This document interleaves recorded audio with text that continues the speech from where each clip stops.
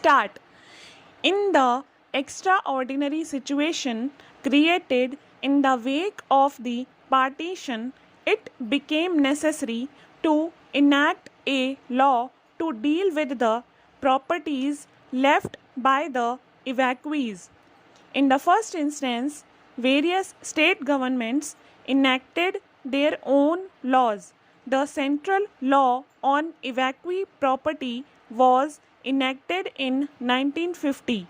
With the gradual return of the conditions to normalcy, it became possible to relax the provisions of this law.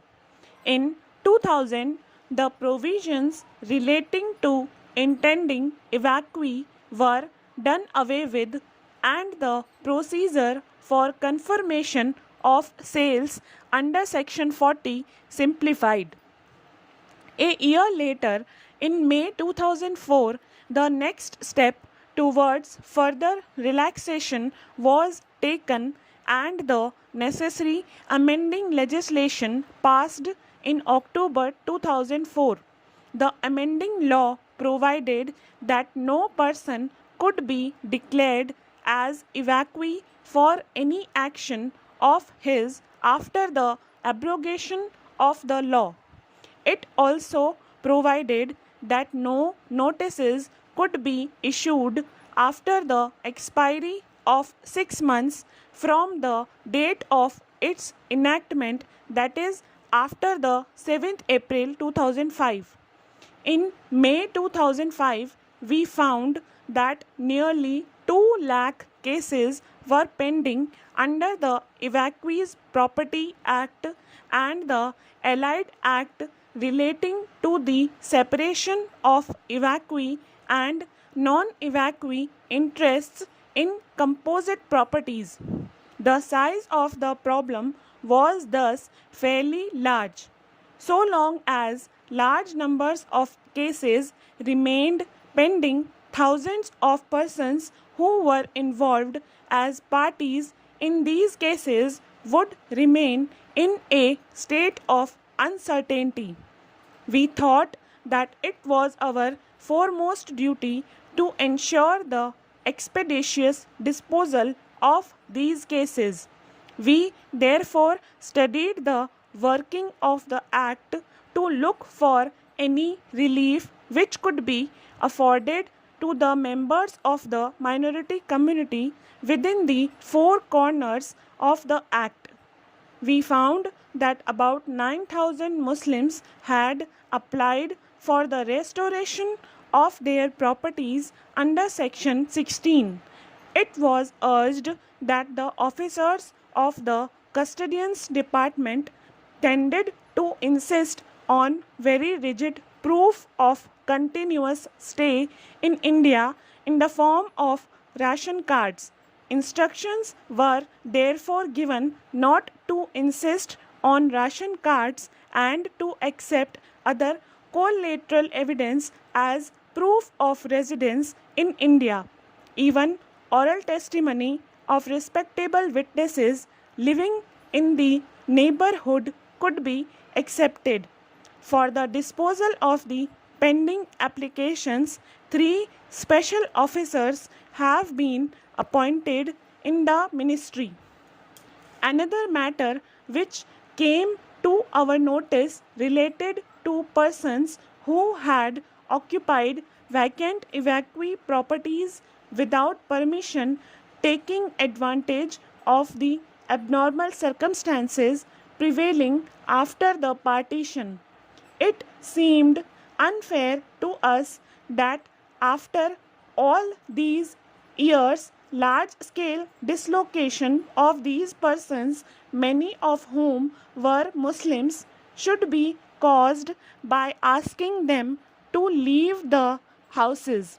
We therefore decided that occupation by those persons who had occupied the premises on or before the 31st December 2000 may be regularized provided that the arrears of rent were paid. To help those who were unable to pay the arrears of rent, the facility of payment in 12 installments was given. In regard to the large number of judicial proceedings pending in the custodian's department, I wrote personally to every custodian expressing my deep anxiety in the matter and the need for speedy disposal. I also pointed out to them the desirability of taking a broad view of evacuee property cases and not to be guided by narrow or legalistic considerations. As a result of the persistent efforts in this direction, the number of cases has been brought down to less than half. Not content with the above measures, a thorough review of the provisions of the evacuee property law was carried out with a view to finding out whether any of the provisions could be amended within a view to simplifying the procedure. The present bill, which has been passed by the Lok Sabha, is the outcome of this examination. I would like to mention some of its important features. Another matter which came to our notice was that the custodians were sometimes using the provisions of Section 6, which empowers them to exercise superintendence and control over the subordinate officers to reopen cases already decided under the provisions of the Act. In order to obviate improper use of this section, it is being made clear through Clause 2 of the bill that the custodian will not question judicial orders passed by the subordinate officers under the general powers of superintendence and control. The power of superintendence and control of the custodian general is, however, being retained.